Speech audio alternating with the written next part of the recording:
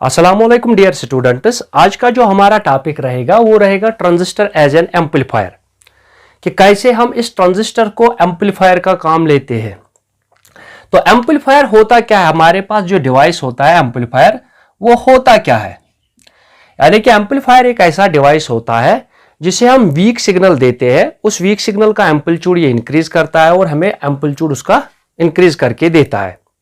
मान लो हमारे पास ये एक एम्पलीफायर है, इस एम्पलीफायर में हम इनपुट सिग्नल जो देंगे वो वीक होगी और जो हमें आउटपुट सिग्नल मिलेगी यहां से उसका एम्पलीट्यूड बहुत ज्यादा होगा एज कंपेयर टू किससे, इनपुट सिग्नल से। तो इस डिवाइस को हम कहते हैं एम्पलीफायर, यानी कि जो एम्पलीट्यूड इंक्रीज कर लेगा हमारी वीक सिग्नल को, एम्पलीट्यूड इंक्रीजेस, यानी कि जो हमारी इनपुट सिग्नल होगी उसका एम्पलीट्यूड ये इंक्रीज करता है। कैसे करता है कि जो हमारे पास वीक सिग्नल होगी इनपुट वाली, उसे क्या होता है कि ये जो हमारे पास डिवाइस होता है जो इसकी इनपुट रेजिस्टेंस होती है, यानी कि जो इसका सर्किट होगा जो भी मैं यहां पे एक्सप्लेन करूंगा, तो इसकी इनपुट रेजिस्टेंस जो होती है वो बहुत ज्यादा होती है। इनपुट रेजिस्टेंस इज हाई, यानी कि जो हम वीक सिग्नल देंगे वो हम इस इनपुट रेजिस्टेंस, जिसकी इनपुट रेजिस्टेंस हाई होगी, बट जो आउटपुट रेजिस्टेंस होती है इस सर्किट की, तो आउटपुट रेजिस्टेंस होती है small. That is output resistance जो होगी वो होती है स्मॉल। तो ये इस डिवाइस को, यानी कि ट्रांजिस्टर को, ये प्रॉपर्टी कन्वर्ट करती है किसमें, एम्पलीफायर में। दैट मीन्स कि इसकी जो ये ट्रांजिस्टर होगा जो अब ये एम्पलीफायर का काम करेगा, ये इसकी कौन सी कैपेबिलिटी, यानी कि एम्पलीफाइंग कैपेबिलिटी इसकी इंक्रीज कर देता है, क्योंकि इसकी इनपुट रेजिस्टेंस हाई होती है और जो आउटपुट रेजिस्टेंस होती है वो स्मॉल होती है। बट जो हमारे सिलेबस में आज हमारा टॉपिक है, इट इज कॉमन इमिटर, यानी कि कॉमन इमिटर ट्रांजिस्टर जो है उसे एम्पलीफायर बनाना। यानी कि हम एक कॉमन इमिटर ट्रांजिस्टर लेंगे जिसे हम एम्पलीफायर बनाएंगे। तो ये है उसकी सर्किट डायग्राम, यानी कि हमने एक एनपीएन ट्रांजिस्टर लिया है, ये हमारा एनपीएन ट्रांजिस्टर है, इसका एन टर्मिनल है, this is P terminal and this is an terminal. तो हमें मालूम है कि जो पी है फी से, यानी कि इमिटर की तरफ होती है एरो, तो एरो इस तरफ होगा, यानी कि from base to emitter. This means base is more positive with respect to emitter in this case. तो अगर हम इसकी डायग्राम ऐसे बनाएंगे कि जो हमारे पास ट्रांजिस्टर होता है उसकी डायग्राम ऐसे बनाएंगे कि हमने एक एनपीएन ट्रांजिस्टर लिया है, this is our NPN transistor. तो बायसिंग टेक्निक्स हमें मालूम ही है कि जो इमिटर बेस, यानी कि इसका इमिटर है ये बेस और दिस इज कलेक्टर। इमिटर और बेस को हमेशा फॉरवर्ड बायस्ड मोड में रखना होता है। That means forward bias when P is connected to positive terminal of battery and N is connected to negative terminal of battery. तो ये रहा हमारा फॉरवर्ड बायस मोड। और ये हमारी रिवर्स बायसिंग, यानी कि जो कलेक्टर है, यानी कि इस वक्त हमारा जो है इमिटर है, इस वक्त इमिटर हमारा कॉमन है। तो अगर हम इसे बनाएंगे तो ऐसे बनाएंगे, क्योंकि इस वक्त इमिटर हमारा कॉमन है, तो ये ऐसे होगा हमारा ट्रांजिस्टर, दैट इज पी। हमने एनपीएन ट्रांजिस्टर लिया है, एन पी एन ट्रांजिस्टर। तो ये रही इसकी इमिटर, यानी कि इमिटर इस वक्त कॉमन है, तो ये हमारी बेस, यानी कि ये कलेक्टर होगा।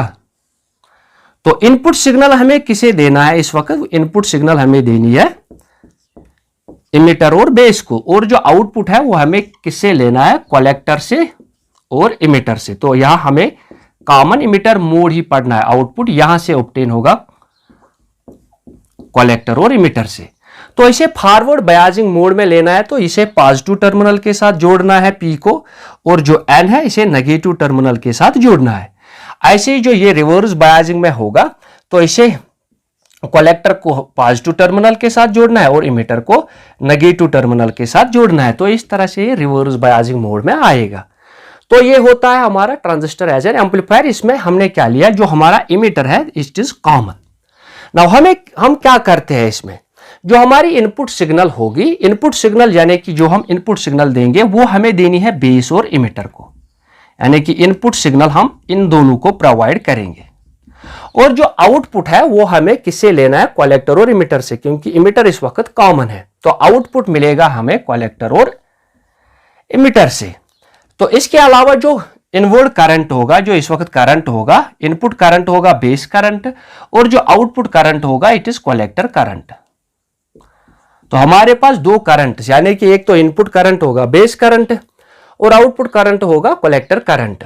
अगर हम इसे फर्दर स्टडी करेंगे कि हमने क्या कहा है कि जो हमारा पी टर्मिनल है दैट मीन्स पी, तो इसे हमने फॉरवर्ड बायसिंग मोड में लिया है दैट इज पॉजिटिव टर्मिनल के साथ, और जो इमिटर दैट इज एन उसे नेगेटिव टर्मिनल। तो हमें मिली यहां से, हमने इमिटर और बेस को फॉरवर्ड मोड में लाया है। और इसी तरीके से हमने कलेक्टर और इमिटर को किस मोड में लेना है, रिवर्स मोड में, रिवर्स मोड में। तो रिवर्स बायसिंग देनी है, तो अब जाके ये ट्रांजिस्टर अपना काम स्टार्ट कर लेगा। अगर हम किरचॉफ्स लॉ इस पे अप्लाई करेंगे कि जो हमने करंट दिया है, यानी कि जो हमारा बेस करंट है, ये रहा हमारा इमिटर करंट और ये रहेगा हमारा कलेक्टर करंट। तो अकॉर्डिंग टू किरचॉफ्स लॉ अगर हम देख लेंगे तो किरचॉफ्स लॉ हमें क्या बताता है, किरचॉफ्स लॉ हमें बताता है कि जितने इनपुट करंट्स होंगे वो बराबर होंगे आउटपुट करंट्स के। तो हमारे पास इनपुट करंट कौन है, इमिटर करंट, वो होगा बराबर किसके, base current plus collector current. ये रही हमारी इक्वेशन नंबर फर्स्ट। यानी कि अकॉर्डिंग टू किरचॉफ्स लॉ जो हमारा इमिटर करंट होगा, ये वाला करंट, ये किसके बराबर होगा, base current plus collector current. ये हमने पहले ही ट्रांजिस्टर में पढ़ाया था कि इमिटर करंट होता है base current plus collector current.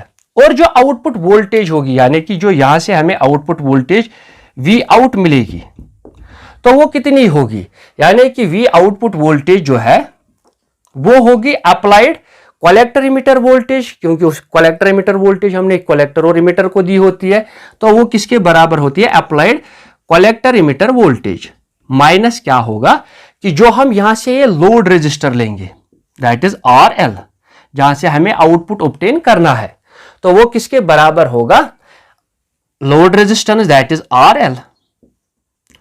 और क्या होगा कि जो इसमें करंट फ्लो होगा, तो इसमें कौन सा करंट फ्लो होगा, वो होगा collector current that is R L into I सी।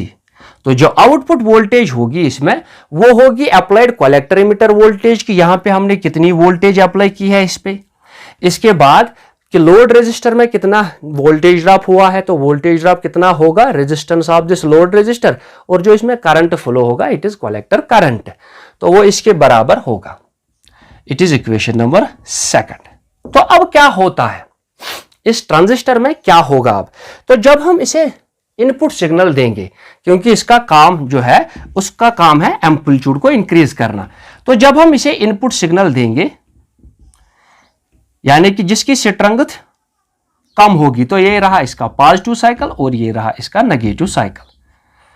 चाहे हम इसे वोल्टेज दे रहे हैं या करंट दे रहे हैं, तो ये इनपुट सिग्नल हम इसे दे रहे हैं, तो इसका एम्पलीट्यूड जो है, यानी कि जो हमारी इनपुट सिग्नल है इट इज वीक सिग्नल, हमें इसका एम्पलीट्यूड इंक्रीज करना है। तो कैसे करेंगे, पहले हाफ में क्या होगा, तो सिंस हमें मालूम है कि जो पी टर्मिनल है कलेक्ट यानी कि ट्रांजिस्टर का पी टर्मिनल है, और जो एन टर्मिनल यानी कि इमिटर और बेस वो तो फॉरवर्ड बायस्ड मोड में है, यानी कि जो इट इज पॉजिटिव टर्मिनल यानी कि पी पॉजिटिव से कनेक्ट है, और जो एन है यानी कि इमिटर वो नेगेटिव से कनेक्ट है। तो ड्यूरिंग पॉजिटिव हाफ में क्या होगा, यानी कि जब हम पहले इसे एक पॉजिटिव हाफ देंगे, इनपुट का पॉजिटिव हाफ देंगे, पहले ही इसे फॉरवर्ड बायस्ड मोड में था, ये पॉजिटिव है इसका और ये नेगेटिव है, that means emitter is on negative. तो जब हम इनपुट सिग्नल देंगे तो उसका पॉजिटिव हाफ साइकिल इसे पॉजिटिव बनाएगा, इसे नेगेटिव, तो फॉरवर्ड बायसिंग इसमें क्या होगी, ज्यादा। क्यों ज्यादा होगी कि जब हम इनपुट सिग्नल इसे दे रहे हैं, यानी कि हमने इनपुट सिग्नल इसमें ज्यादा दी, तो इनपुट का जो पॉजिटिव हाफ साइकिल होगा उस वजह से फॉरवर्ड बायसिंग बढ़ेगी, इंक्रीज होगी। तो क्या लिखेंगे हम कि जब ड्यूरिंग पॉजिटिव हाफ साइकिल, तो पॉजिटिव हाफ साइकिल क्या करेगा, पहले से ही इमिटर और बेस फॉरवर्ड बायस्ड में थे, तो हमने भी पॉजिटिव इस इनपुट सिग्नल दी, तो ड्यूरिंग पॉजिटिव हाफ साइकिल जो फॉरवर्ड बायसिंग है वो इंक्रीज होगी, फॉरवर्ड बायसिंग इज इंक्रीज्ड। तो फॉरवर्ड बायसिंग जब इंक्रीज हुई तो उस वजह से क्या होगा, इमिटर करंट इंक्रीज होगा। इमिटर करंट इंक्रीज हुआ तो दैट मीन्स बेस करंट भी इंक्रीज होगा और कलेक्टर करंट भी इंक्रीज होगा।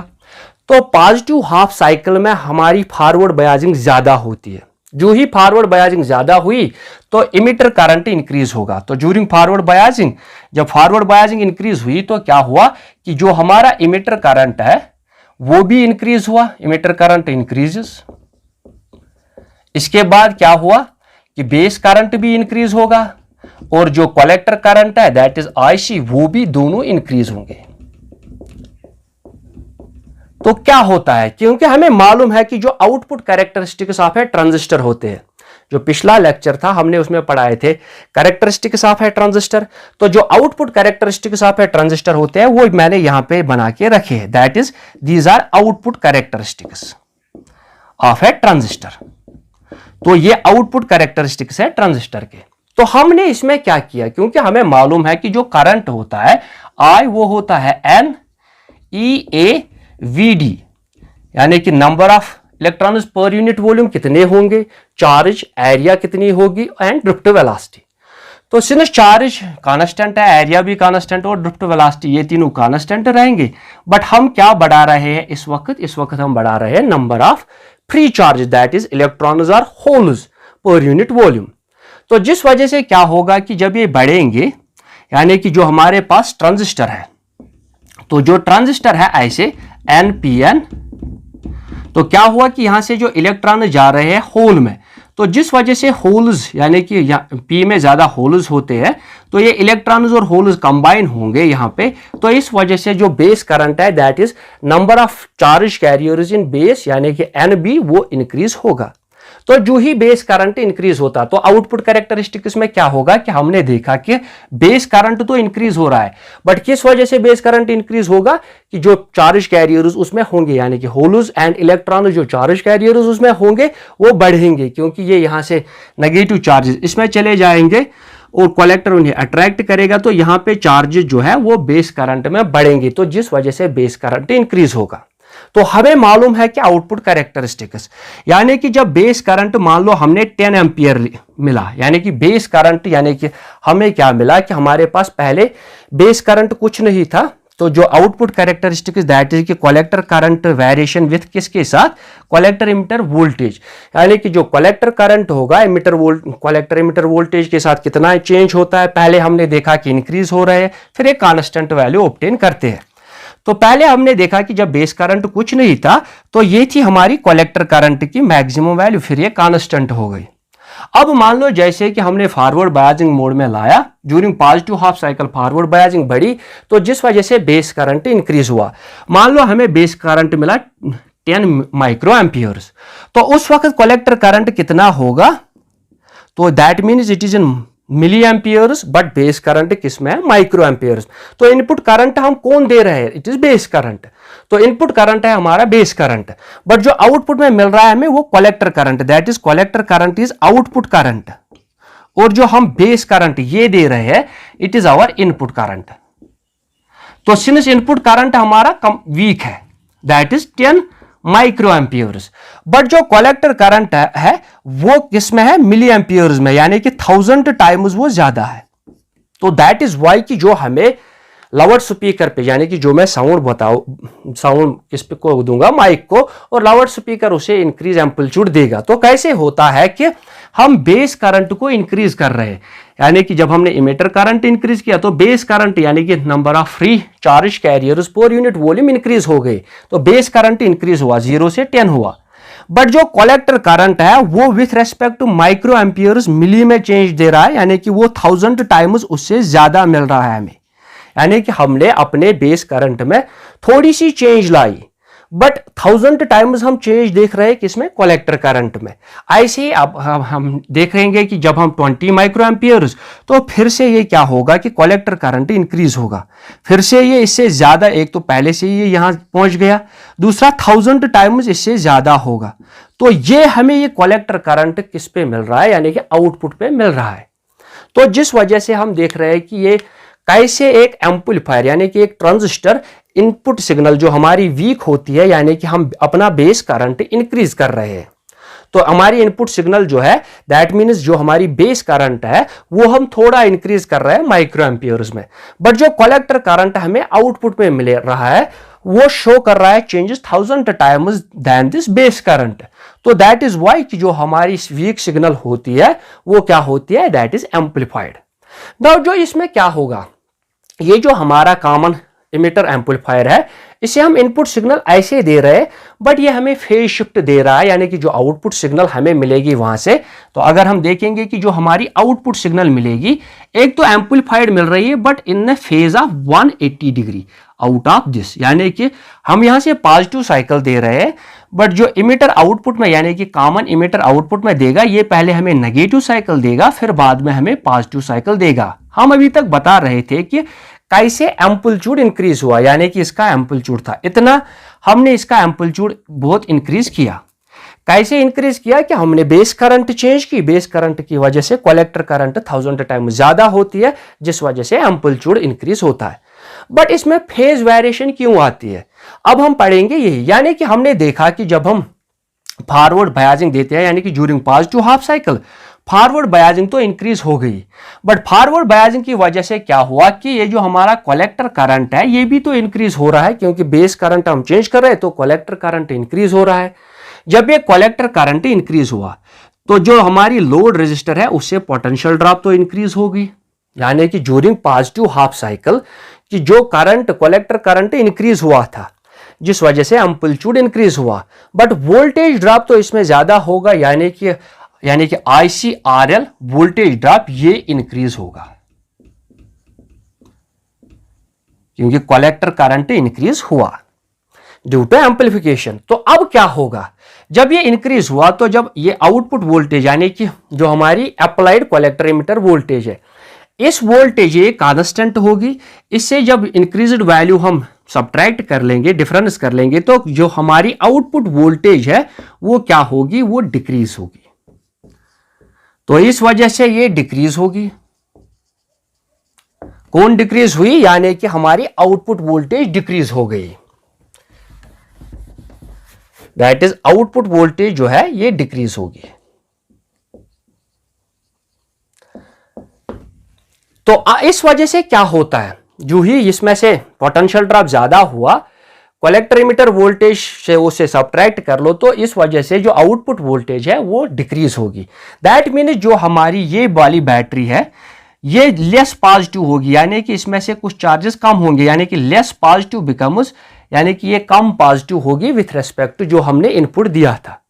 तो क्या होता है कि जब ये लेस पॉजिटिव होती है तो दैट इज वाई कि ये हमारे जो फेज होता है ये इसे इन्वर्ट करता है, यानी कि जो इनपुट सिग्नल हम यानी कि जब आउटपुट वोल्टेज डिक्रीज हुई तो इस डिक्रीज की वजह से क्या होता है कि ये इसको इन्वर्ट कर देता है, यानी कि इसका एम्पलीट्यूड इंक्रीज कर लेगा बट इन्वर्टेड एम्पलीट्यूड, यानी कि इसका फेज चेंज करेगा बाय 180 डिग्री, या हम कहेंगे 1 पाई से इसका फेज वेरी होता है।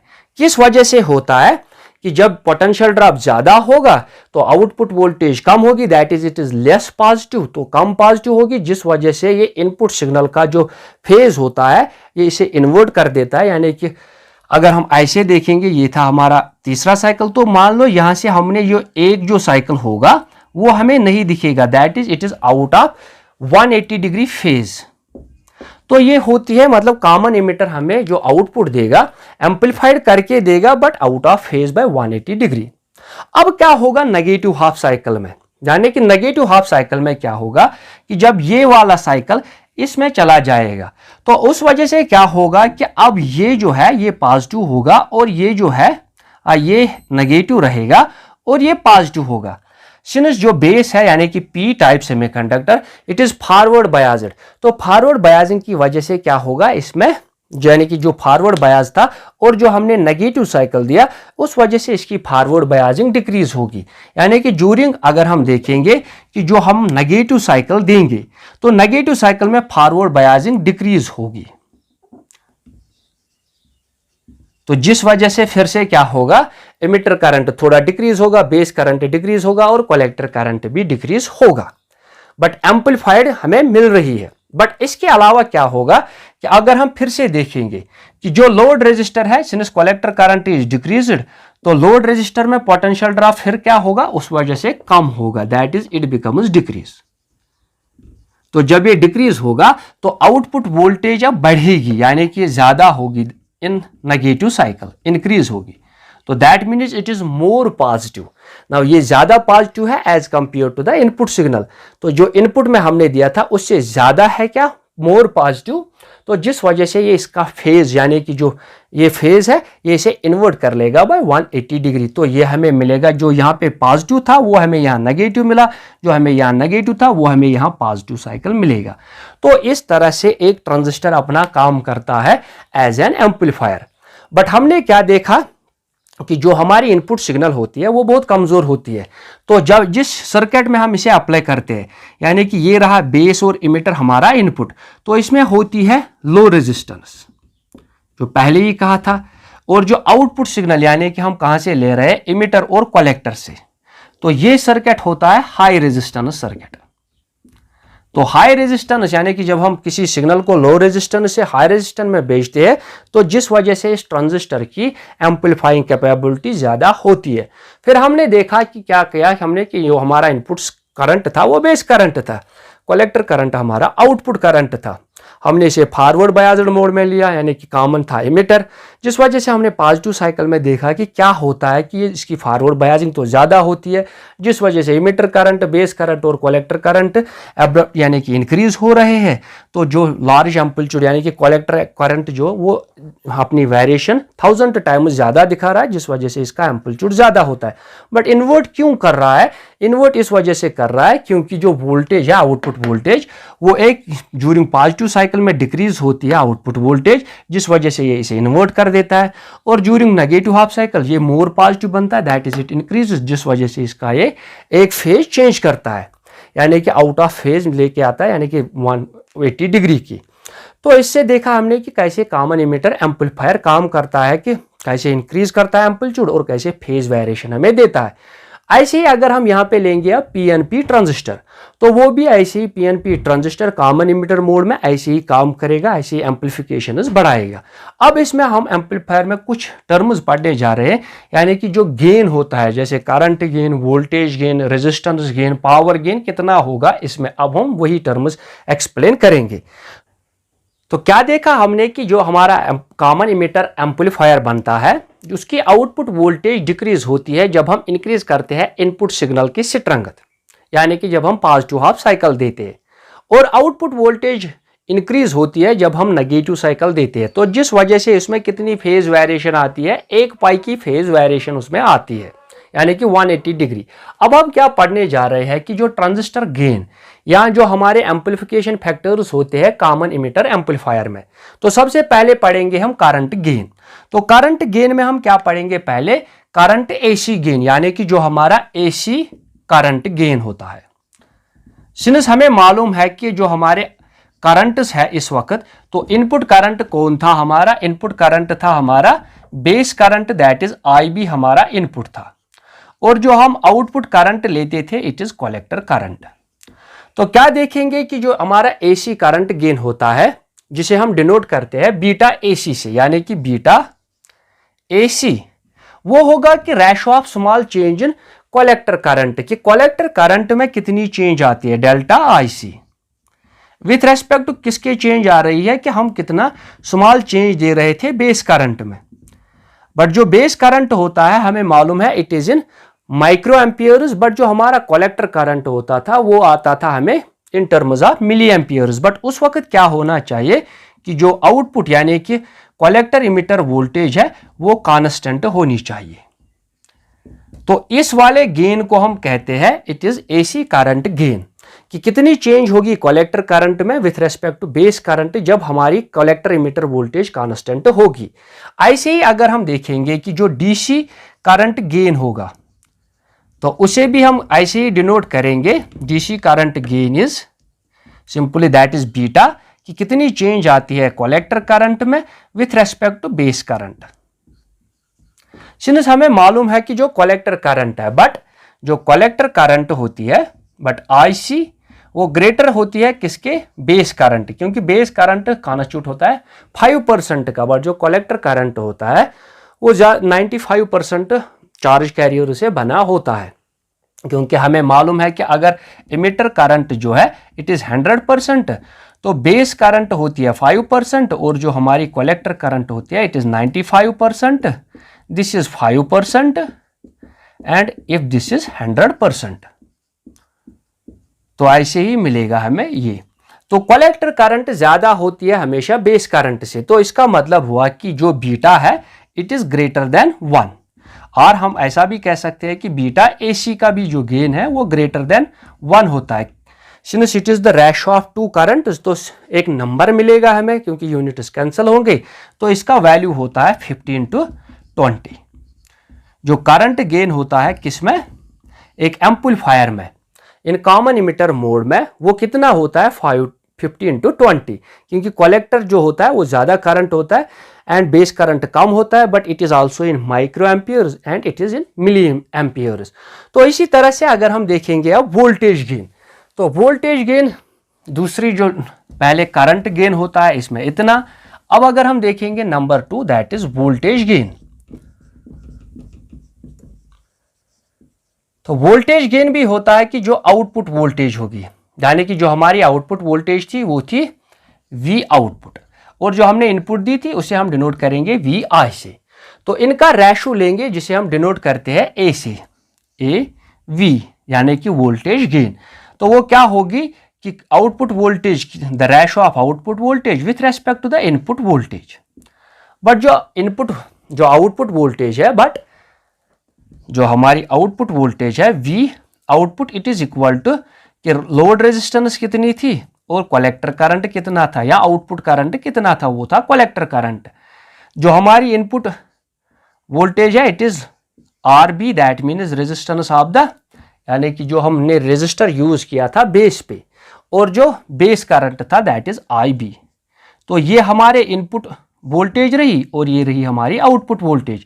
तो कितना गेन होगा, AV is equal to RL IC divide by RB IB। But जो हमारा IC versus IB it is that is current gain, that is beta. तो अगर हम इसे लिखेंगे तो क्या लिखेंगे, तो हम लिखेंगे कि जो वोल्टेज गेन है AV it is equal to that is IC by IB, वो कितना है beta, into RL divide by RB। तो ये हुआ यानी कि beta times that is beta ACR this and resistance gain.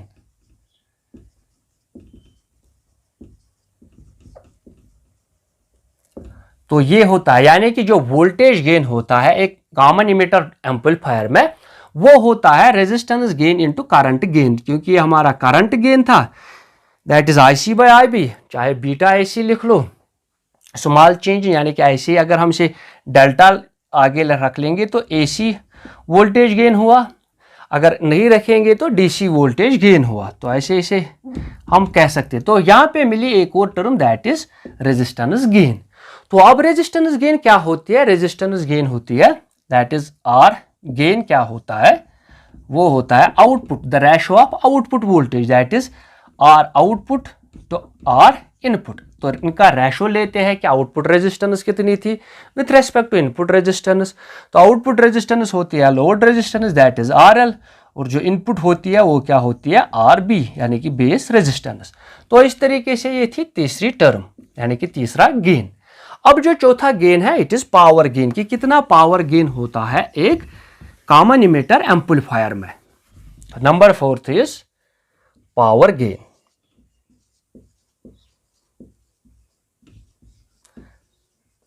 तो पावर गेन भी ऐसी अगर हम लिखेंगे कि जो पावर गेन है दैट इज P गेन, वो क्या होगा, रेशो ऑफ आउटपुट पावर, यानी कि कितना आउटपुट पावर था, delta P output versus delta P input power. कितना इनपुट पावर हम रेशो निकाल रहे हैं कि कितनी आउटपुट पावर हमें मिलेगी विथ रेस्पेक्ट टू हमने कितनी इनपुट पावर दी थी। इनपुट पावर कम होती थी बट आउटपुट पावर हमें ज़्यादा होता है, तो उस वजह से पावर गेन एक ट्रांजिस्टर का बहुत ज़्यादा होता है।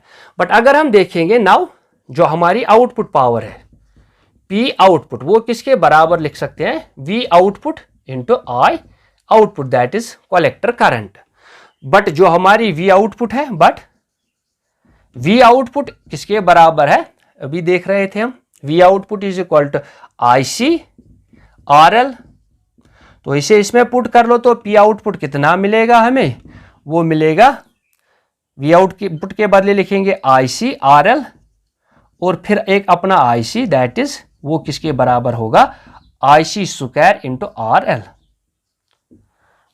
तो लोड रेजिस्टेंस। ऐसे ही अगर हम इनपुट पावर लिखेंगे तो that is P input, same तरीके से लिखेंगे, बेस करंट का होगा that is I B square into R B, यानी कि बेस रेजिस्टेंस कितनी थी, यानी कि जो हमने उसमें रेजिस्टर यूज किया था।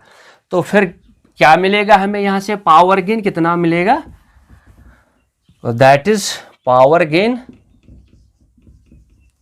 इज इक्वल टू, तो स्मॉल चेंजेस है सारी सी, तो that is I square C into load resistor divide by I square B into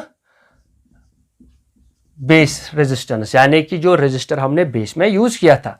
तो कितना होगा, that is I C by I B का whole square into R L upon R B. तो कितना हुआ, दैट इज करंट गेन कितना था, beta, that is beta square into resistance gain. तो पावर गेन होता है square of current gain into resistance gain. तो ये थी कुछ टर्म जो हमें इसमें पढ़नी थी, यानी कि कितना करंट गेन होता है, कितनी वोल्टेज गेन होती है, कितनी रेजिस्टेंस गेन होती है और कितना पावर गेन होता है कॉमन एम्पलीफायर में, यानी कि कॉमन इमीटर एम्पलीफायर में। तो ये थी यहाँ तक, यानी कि वर्किंग के कैसे बनाते हैं, कैसे काम करता है, कौन कौन से गेन हमें मिलते हैं यहाँ से। तो उम्मीद करते हैं कि आपको यहाँ तक सब कुछ समझ में आया होगा। अगर कहीं पे भी कोई डाउट हो तो कमेंट इसमें कह देना।